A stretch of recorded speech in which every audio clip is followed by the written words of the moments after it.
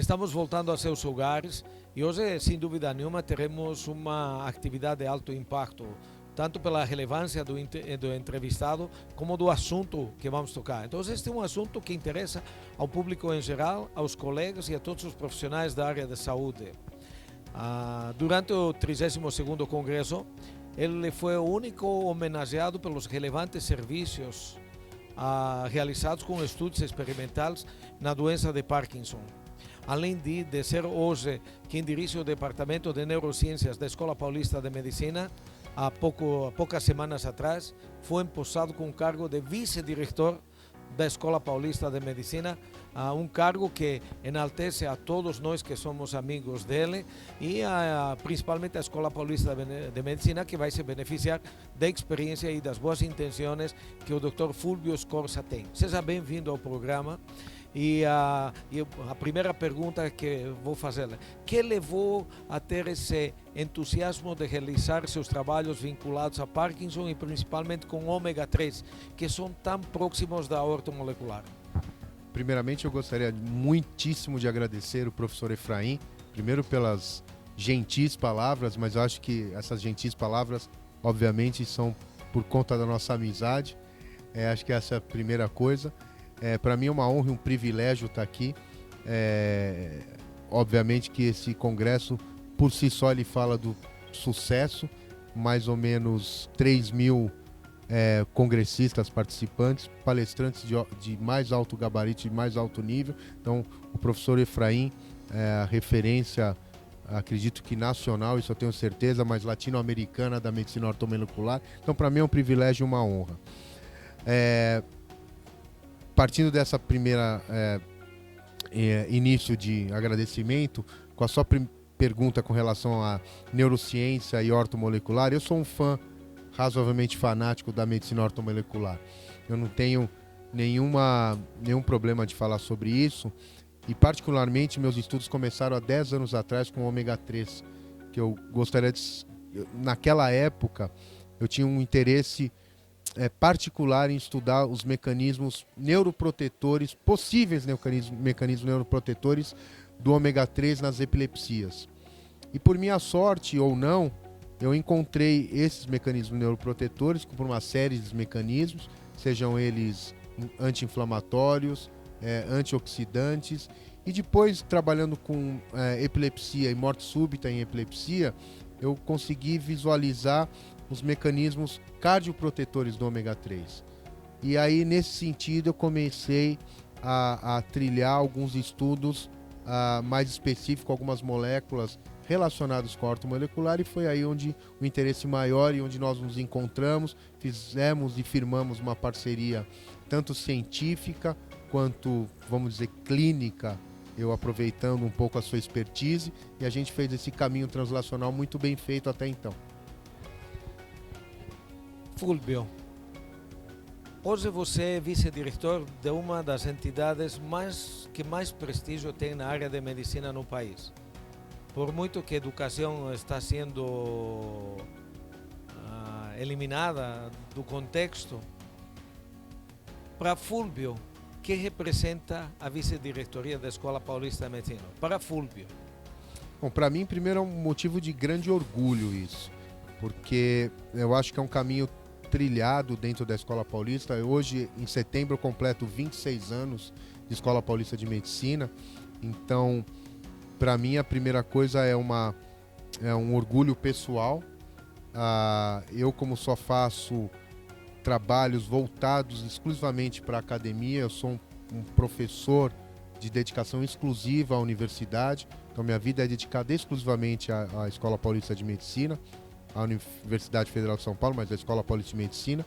Então, eu sempre tive uma preocupação muito grande com a formação de recursos humanos, né? No meu caso específico, tanto os alunos de graduação e de pós-graduação, e a geração de conhecimento, porque como eu trabalho diretamente com estudos científicos, então a produção de ciência sempre tentando do mais alto nível.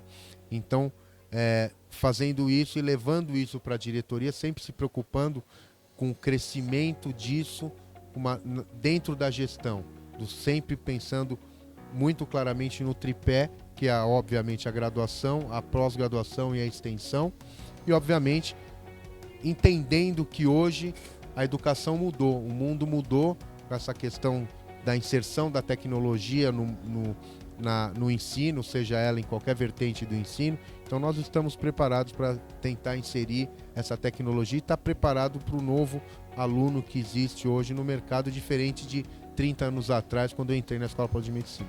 A Escola Paulista de Medicina tem a condição de acompanhar essas mudanças? Sim, a Escola Paulista de Medicina está acompanhando na medida do possível. É claro que a gente também tem que mudar os nossos paradigmas e tentar se entender como funciona essa nova tecnologia. Para a gente também não é fácil, a gente está tentando aprender com tudo isso, porque nós não fomos ensinados dessa forma, mas nós estamos se adaptando bem, estamos tentando aprimorar o que nos falta. Eu acho que vai ser um desafio muito grande, mas nós estamos totalmente preparados para tentar equacionar todas essas dificuldades. Agora uma pergunta difícil. O ministro Vélez, o renunciante, e posteriormente o atual, afirmaram que as universidades estão politizadas e que seria a intenção até do próprio presidente Jair Bolsonaro fazer o que se denomina escola sem partido. Você acha que isso é verdade dentro da Escola Paulista de Medicina? Olha, nós não temos essa discussão. Eu acho que a universidade tem que ser laica. Então, e ela a Escola Paulista, se baseia basicamente, e nós pensamos claramente isso, em deixar a política fora da discussão dos assuntos acadêmicos. Mas existe influência política? Pode existir individualmente, mas... Sendo uma universidade federal, de ordem pública... Eu acho que podem existir as posições políticas individuais de cada um, mas isso de forma nenhuma interfere e não deve interferir na gestão tanto da Escola Paulista, de todas as escolas dentro da Universidade Federal de São Paulo. Mas a vocação individual de cada um, óbvio que isso tem que ser respeitado, mas isso não pode ser levado dentro da universidade. Qual é a plataforma de vocês, que vocês plantearam para se candidatar ao cargo para o qual vocês ganharam? Vocês se candidataram com uma plataforma de um projeto para a escola. Nós podemos ter uma ideia assim muito resumida de qual é o projeto e qual é a viabilidade que eventualmente isso se possa concretizar no período em que vocês vão estar na gestão da Escola Paulista de Medicina? Basicamente, tentar melhorar o curso da graduação, tentando aprimorar o currículo da graduação, tentando deixar esse currículo híbrido, né, do ponto de vista aprimorar permanecer com algumas necessidades que já existem, mas aprimorar com as novas tecnologias vigentes. Obviamente que a pós-graduação ser vista com mais qualidade e meritocracia, já existe isso, mas sempre aprimorar melhor a pós-graduação. As ações de extensão serem cada vez mais investidas dentro da universidade, sempre priorizar o sistema assistencial e dar um foco maior ao nosso sistema assistencial da universidade e, obviamente, tentar com tudo isso verificar se isso se insere nas políticas públicas atuais. É viável fazer tudo isso?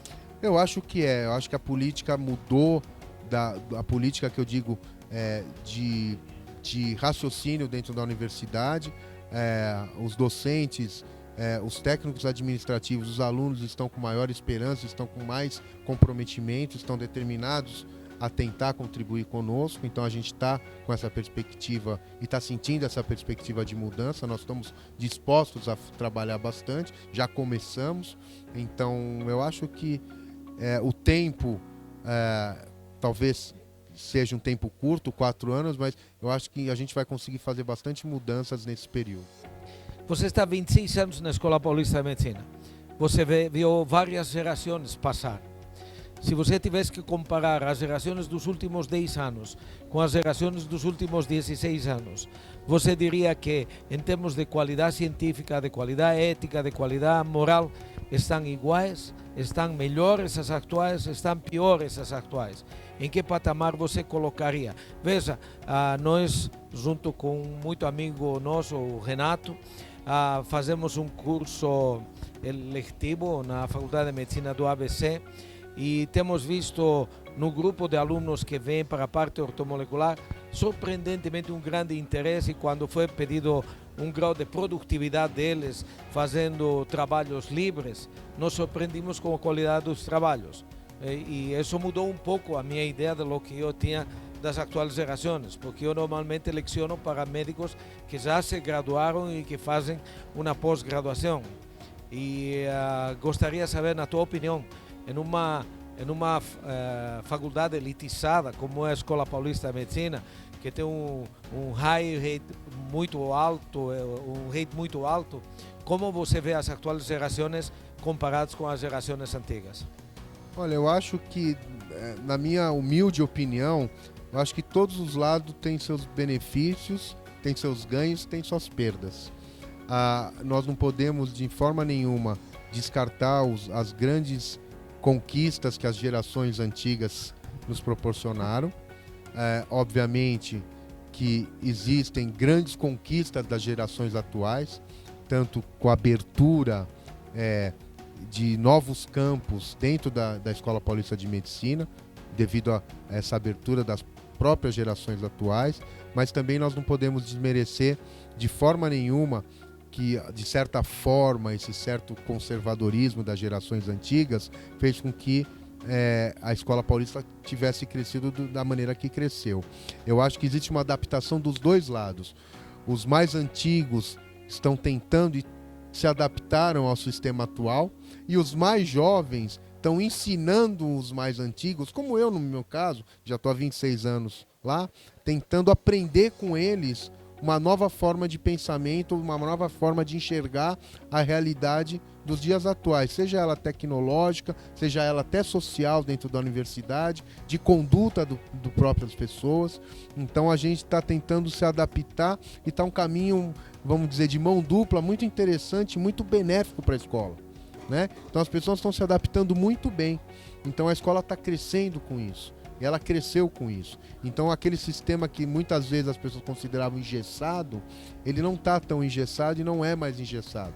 Então ele está muito mais suave de transitar e a gente consegue hoje realizar muitas questões e muitas ações dentro da universidade por conta dessa maleabilidade e flexibilidade das pessoas das gerações atuais em concordância com as gerações antigas. Interessante. Fulvio, você é um cara profícuo, você é um cara que publicou muitos trabalhos e a maior parte dos trabalhos sempre relacionados com a área de neurociência.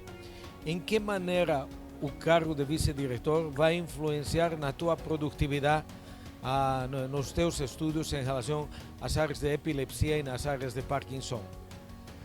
Eu acredito, obrigado pela gentileza das palavras, eu acredito que eu vou tentar manter o grau de produção científica igual. Eu pelo menos tento isso, manter isso emocionalmente no meu cérebro.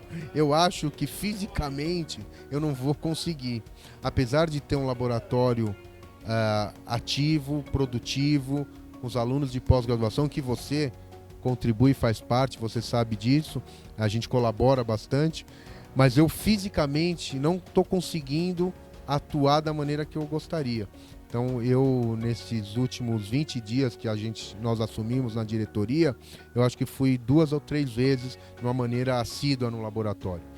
Mas eu tenho contato diariamente com os alunos e a gente troca mensagem todos os dias e se fala todos os dias, mas fisicamente ainda está um pouco difícil nesse período de transição. Eu acho que eu vou tentar manter a produção. Se ela cair, vai cair um pouco. Os projetos estão em andamento, eu tenho projetos nas agências de fomento aprovados, então de toda forma eu tenho que manter essa produção porque existe a necessidade de. Mas eu acho que eu vou conseguir. E se eu não conseguir, eu vou ter que arrumar um tempo, porque a minha vida é ciência. e a diretoria ela passa. Eu estou na diretoria e eu sou neurocientista. São coisas diferentes. Então, se eu não achar espaço, eu vou procurar esse espaço e vou retomar ele, mesmo estando na gestão. Porque essa questão de eu estou na diretoria e eu sou neurocientista é muito bem definido no meu sistema nervoso central. Então, e qual é a tua opinião sobre o futuro na epilepsia e no Parkinson com tantos anos dedicados? Você vê que teremos grandes avanços na eletrofisiologia, na eletroterapia, na terapia medicamentosa, na farmacologia. Poderemos controlar diretamente lá no cérebro aquelas áreas que estão relacionadas com produzir hiperatividade elétrica, com aqueles núcleos que param de produzir a dopamina. Olha, eu vou te dizer uma coisa. Eu sou um indivíduo muito simplista no relação à ciência. E não é porque você está aqui não na minha frente, mas eu acho que mudanças de estilo de vida, né? E eu digo mudança de estilo de vida a questões básicas, prática de atividade física, dieta, estresse. Então, e isso envolve moléculas diretamente relacionadas com isso. E a gente pode ficar aqui discutindo. Isso é a primeira questão que a gente tem que pensar com essas doenças, e principalmente as doenças, no caso aqui, degenerativas. Se a gente parar para pensar que até 2060, 40% da população brasileira será de idosos, então a gente vai ter uma porcentagem muito grande de doenças neurodegenerativas relacionadas ao envelhecimento. Dentre elas, a primeira, Alzheimer, e a segunda, Parkinson. E a gente tem que saber como lidar com isso. Então, seria muito mais fácil adotarmos medidas preventivas para essas doenças do que pensar de mecanismos mirabolantes estratégicos para tratar. Mas, pensando em medidas mais específicas de tratamento, óbvio que existem alguns relatos, existem trabalhos clássicos científicos mostrando que estimulação profunda cerebral de áreas talâmicas, alguns novos medicamentos são eficazes em alguns casos, mas a doença já está instalada. Então eu gostaria de saber o que eu faço para impedir a instalação dessa doença. Bom, mas todos nós já sabemos de que as terapias mais eficazes na profilaxia das patologias associadas ao processo de envelhecimento é ter uma alimentação saudável, viver em baixas condições de estresse, manter uma atividade física que seja prazerosa. O problema é de que um cara que vive em São Paulo, que tem poluição ambiental, poluição sonora, que vive um estresse danado, porque em São Paulo para você levar 1 quilômetro leva 15, 20 minutos. E isso é altamente estressante, por muito que minha mulher me fala, não liga a rádio, põe o ar-condicionado, está confortável lá dentro. Mas estou parado, sem produzir absolutamente nada, e às vezes me entupindo com uma música tóxica. Então eu acho que, sem dúvida, esse seria, mas isso por enquanto vai acontecer em cidades pequenas, com uma pracinha onde a população se junta, onde na segunda-feira você vê um carro chegando lá, que passa na quarta na cidade, e na sexta ele foi embora. Então, isso por enquanto é idílico. E claro que a indústria farmacêutica e a indústria da tecnologia precisa recuperar os investimentos. Não me estranharia que novas ideias venham lá para frente nesse sentido. Fulvio, muito agradecido pela tua presença não só aqui nesta entrevista, sino pelo fato de ter nos prestigiado com tua presença na inauguração do Congresso. Eu teria gostado de conviver com essa situação há 40 anos atrás. Mas, como diz o provérbio, nunca é tarde demais, coincide, né? 40 anos atrás, nunca é tarde demais. Posso dizer-lo orgulhosamente que é um grande prazer para mim, é um grande, não somente te conhecer, sino a amizade que a gente criou e que um dos grandes responsáveis deles foi o Dr. Renato, que nos apresentou. Tá bom? E espero contar sempre com teu apoio, assim como o nosso, para vocês, para encontrar, porque a vida é feita de mão dupla, uma mão que vem e outra mão que vai, e todo mundo tem coisa para aportar. A universidade tem, a rua tem, a ciência está no ar. Quem pega primeiro, distribui para o resto. Um grande abraço, prazer de ver-te aqui com você, e espero contar com tua presença em outras oportunidades. Eu que gostaria de agradecer. Primeiro, eu sempre prezo antes de qualquer coisa, a amizade. Eu acho que você sempre se provou um grande amigo, afetivo, presente. Eu acho que isso para mim é o mais importante, independente de ciência, de ortomolecular, de congresso. Acho que isso para a gente é o que vale, o que fica. E então essa é a primeira parte importante. Obviamente que o professor Renato, que está aqui na nossa frente, a câmera não está vendo, mas que nos uniu, então faz esse triunvirato importante, né? Então, no melhor sentido da palavra. Então eu acho que isso é a primeira coisa e a mais importante para mim realmente, do que qualquer outra coisa. Com relação ao segundo item, que é a academia, a ortomolecular, o congresso, por conta da primeira opção, nosso primeiro encontro, o resto fica fácil, muito fácil, porque a gente conversa de uma maneira tranquila, de uma maneira reta, suave, e a gente, se não concorda com alguma coisa, e que foi difícil, até agora acho que não teve nenhuma discordância, e não vai ter, a gente arruma uma situação para que as coisas fiquem fáceis. E a gente trabalha muito bem junto porque a gente se entende e a gente fala a mesma língua, né? Então, pro bem não só da gente, porque a gente não precisa mais provar nada para ninguém no bom sentido da palavra. Então a gente quer fazer o bem para os demais. Então acho que isso não tem nenhum outro valor além disso. Então eu queria só agradecer. Toda vez que você me chamar, eu vou vir, por conta da primeira opção, da amizade, e depois pela segunda, para a gente disseminar conhecimento, discutir e tentar fazer sempre o melhor. Então muito obrigado, o privilégio é sempre meu. Bom, como vocês viram, tivemos a participação do Dr. Fulvio Scorza, hoje vice-diretor da Escola Paulista de Medicina. Viram a simplicidade do cara, ele se andaria na rua, ninguém pensaria que ele é o vice-diretor da Escola Paulista. Eu sempre falo isso para ele, é dizer, sempre você espera encontrar um cara marcando distância de todo mundo que se encontra em torno dele, mas ele é um cara extremamente simples. Torcemos para que tua gestão seja a mais frutífera, a mais benéfica e a mais bem sucedida. Não porque os outros não poderiam tê-lo feito, porque nós te conhecemos. Então, claro que vamos a torcer por você e esperamos ver-te frequentemente aqui junto com o programa, com os eventos e todas as nossas atividades. Espero que todos vocês tenham aproveitado este programa. Foi altamente instrutivo, a participação foi memorável e em qualquer momento estaremos novamente com mais programas para desfrutar junto com a presença de todos vocês. Até daqui a pouco.